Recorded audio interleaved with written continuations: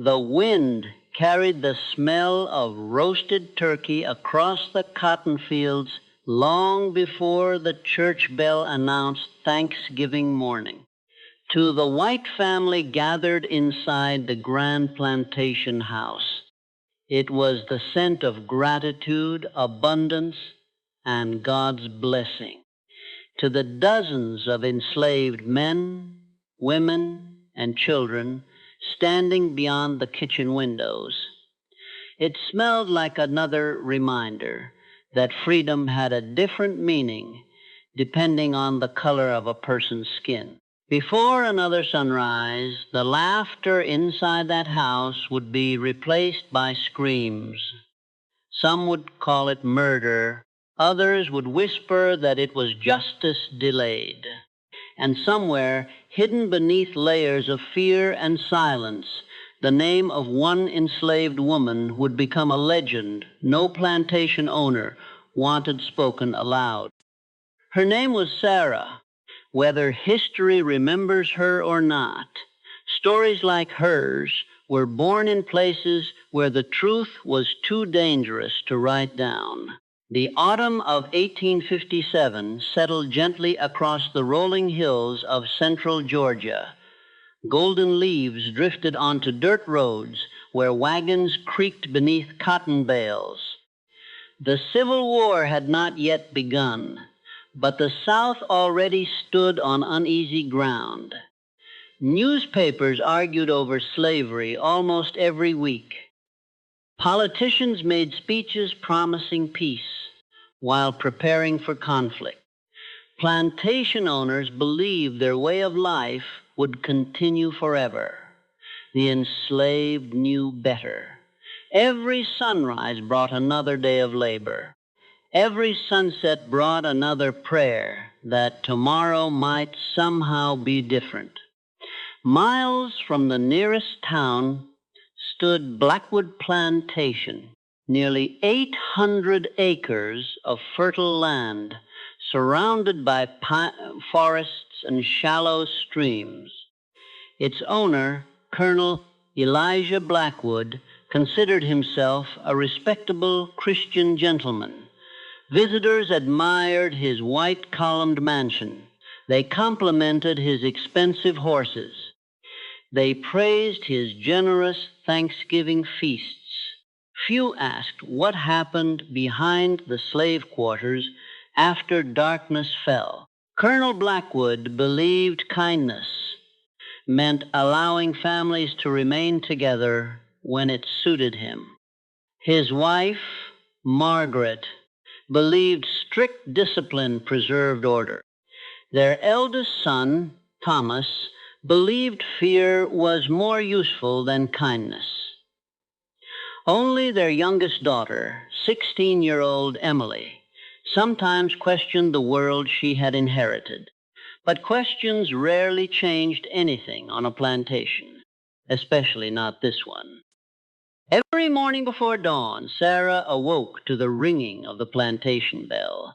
She was 28 years old. No one remembered the exact day she had been born. Her mother had died from fever when Sarah was only 8.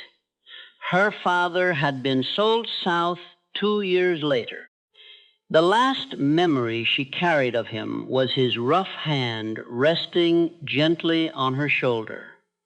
"Remember who you are," he had whispered as strangers chained him to a wagon. Those words never left her. Sarah grew into a quiet woman. She rarely argued. She rarely smiled. She learned that survival often depended on saying very little. Her calm appearance fooled nearly everyone. Inside, she remembered everything, every whipping, every child sold away, every promise broken, every grave dug without a proper funeral. Memory became her secret rebellion. Unlike most field hands, Sarah worked inside the main house. She cleaned silver, prepared meals, washed expensive dresses, served guests during elaborate dinners. She moved through rooms filled with crystal glasses and polished furniture while carrying invisible scars no visitor could see. Because she worked so close to the family, she heard conversations never meant for enslaved ears. Plantation business, land purchases, slave auctions, political arguments. She became invisible simply because no one believed someone like her mattered enough to listen. But Sarah listened. She remembered every word. One cold evening in early November, while placing fresh candles in Colonel Blackwood's study, she heard voices through the half-open door. The colonel was speaking with his lawyer. The debts are worse than expected, the lawyer admitted quietly. There is only one practical solution. Silence followed. Then came words that froze Sarah where she stood. You'll have to sell part of your workforce before Christmas. Colonel Blackwood sighed heavily. I suppose you're right. The lawyer unfolded several documents. These families will bring the highest prices. Sarah's hands trembled. She recognized the names. Joshua, Mary, old Ben, little Hannah, even her younger brother Samuel. The room suddenly felt too small to breathe. Another sale, another family destroyed, another Christmas filled with empty cabins and broken hearts. She slipped away before anyone noticed. Outside, cold rain had begun to fall. The drops mixed with tears she refused to wipe away, because crying changed nothing. Not anymore. That night, the slave quarters were unusually quiet. Small fires flickered between crude cabins while families shared thin bowls of cornmeal and beans. Children laughed despite their hunger. Mothers hummed soft hymns. Fathers stared into flames, wondering what tomorrow might steal from them. Sarah finally found Samuel repairing worn leather shoes beside the doorway. He smiled as she approached. You look troubled. She hesitated. Then she told him everything. His smile disappeared. For several minutes, neither of them spoke. Finally, Samuel whispered, Maybe my next master won't be so cruel. Sarah turned sharply toward him. You still believe there are kinder masters? He lowered his eyes. I have to believe something. She wanted to answer. Instead, she looked toward the mansion glowing beneath dozens of oil lamps. The people inside would soon celebrate Thanksgiving. Outside, entire families counted the days until they might never see each other again.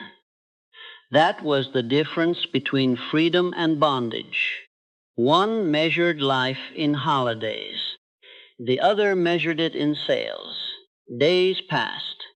Preparations for Thanksgiving transformed the plantation into a whirlwind of activity. Fresh turkeys filled the smokehouse. Barrels of apples arrived from neighboring farms. Sugar, cinnamon, flour, butter, and imported spices crowded the kitchen shelves. Margaret Blackwood demanded perfection. This year's dinner must be remembered. She repeated the order almost daily. Guests would include wealthy neighbors, the local judge, and the minister who preached every Sunday about Christian compassion. Sarah baked pies until midnight. She churned butter until her hands blistered. She polished silver until each spoon reflected candlelight. Nobody thanked her. Nobody noticed the exhaustion beneath her steady face. Only old Ruth did. Ruth had served 3 generations of the Blackwood family. Her gray hair and bent back revealed decades of impossible labor. People said she knew every secret the plantation buried. One evening, she quietly placed a warm biscuit beside Sarah. "You haven't eaten." Sarah forced a faint smile. "I'm not hungry." Ruth studied her carefully. "Hunger isn't what's hurting you." Sarah remained silent. The old woman leaned closer. "I've seen that look before." Sarah whispered, "When?" Ruth stared toward the mansion. "Before terrible things happened." The words hung between them. Sarah wanted to ask more. Instead, footsteps echoed outside. Conversation ended. But Ruth's warning remained. Thanksgiving Eve arrived beneath dark clouds. The plantation buzzed with nervous energy. Guests had begun arriving in elegant carriages. Laughter floated from the front porch. Musicians tuned violins inside the ballroom. Candles illuminated every window until the mansion seemed almost heavenly. The slave cabins remained almost completely dark. Inside the enormous kitchen, cooks hurried between boiling pots and roasting meat. Steam filled the air. Spices stung tired eyes. Sarah carefully arranged serving dishes exactly as Margaret demanded. Then something unexpected happened. Margaret handed Sarah a small brass key. "The medicine cabinet upstairs." Sarah looked confused. "My husband's stomach powders. He forgot them. Bring the blue bottle." Sarah nodded quietly. For the first time in years, she climbed the staircase alone. The second floor remained silent. She unlocked the cabinet. Shelves overflowed with bottles, tonics, laudanum, herbal mixtures, arsenic used for rats, mercury compounds, sleeping powders. Most carried handwritten labels faded with age. Sarah found the blue bottle immediately. As she reached for it, another label caught her eye. White powder, deadly if swallowed. She stared at it only for a moment, then closed the cabinet, picked up the correct medicine, locked the door, and walked downstairs. She said nothing. She touched nothing else. But the image of that bottle followed her like a shadow. Outside, thunder rolled across the Georgia sky. Inside, crystal glasses sparkled beneath candlelight, while wealthy guests toasted another prosperous harvest. No one noticed Sarah standing silently against the wall. No one wondered what thoughts filled her mind. No one imagined that before the Thanksgiving feast was over, a single decision born from years of cruelty, grief, and desperation would change Blackwood Plantation forever. And as midnight settled over the sleeping fields, Sarah remained awake, listening to the rain strike the cabin roof, knowing that by the next evening, every soul on the plantation would remember Thanksgiving for a reason no prayer could erase. The morning of Thanksgiving arrived beneath a sky the color of cold iron. A light mist drifted across the cotton fields, wrapping Blackwood Plantation in an eerie silence. Even the birds seemed reluctant to sing. The only sounds came from the crackling fires beneath the kitchen ovens and the distant clatter of horses as wealthy guests arrived one after another. Inside the mansion, polished floors reflected the warm glow of dozens of candles. Crystal chandeliers sparkled overhead, and every table overflowed with silver serving trays, fine china, and embroidered linen imported from Europe. The house had never looked more beautiful. Outside, the slave quarters looked exactly as they had the day before. Weathered cabins leaned against the wind. Smoke curled from crooked chimneys. Barefoot children watched elegant carriages roll past without speaking. They had long ago learned that celebrations inside the big house rarely brought joy beyond its walls. Sarah stood in the kitchen before sunrise, kneading bread with slow, practiced hands. Around her, cooks hurried between steaming pots while Margaret Blackwood barked orders that echoed through every room. The turkey must not dry. The pies belong in the dining room. The cider stays warm. Move faster. No one questioned her. No one noticed Sarah's face. She had become part of the house itself, present, useful, and almost invisible. Yet beneath that calm expression, her thoughts were louder than the bustling kitchen. She remembered her father's final words. She remembered her mother's grave. She remembered Samuel's frightened eyes after learning he would be sold before Christmas. Those memories sat heavier than any iron pot she carried. As the morning wore on, guests gathered in the front parlor. Colonel Blackwood laughed loudly while shaking hands with neighboring plantation owners. The local minister praised another successful harvest. God has truly blessed this household, he declared. Several men nodded in agreement. Sarah passed behind them, carrying a tray of coffee. She wondered how blessing could look so different depending on where one stood. From the dining room windows, she could see men and women already returning to the fields.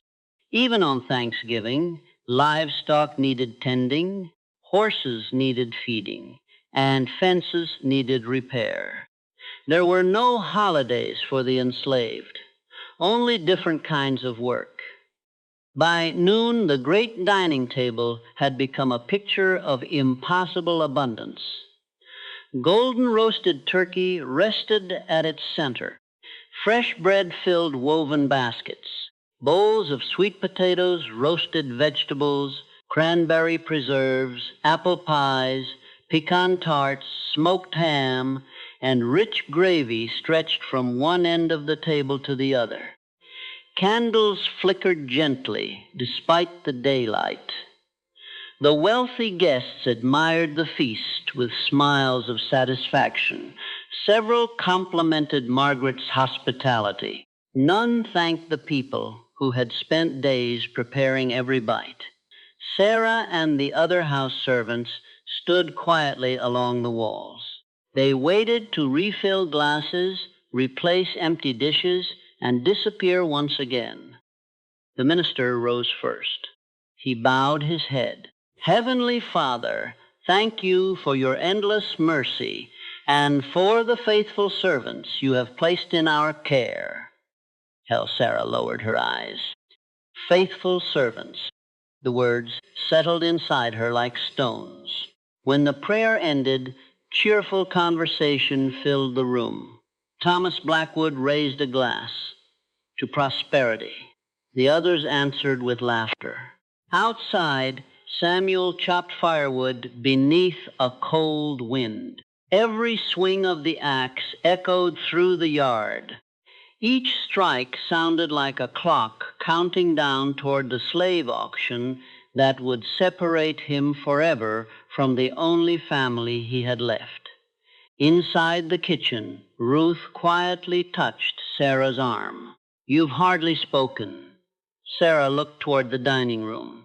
I've said everything I need to. Ruth studied her carefully. There are storms that begin without thunder. Sarah offered no reply. Old Ruth had lived long enough to recognize silence more dangerous than shouting. Throughout the meal, Sarah moved from guest to guest with steady hands.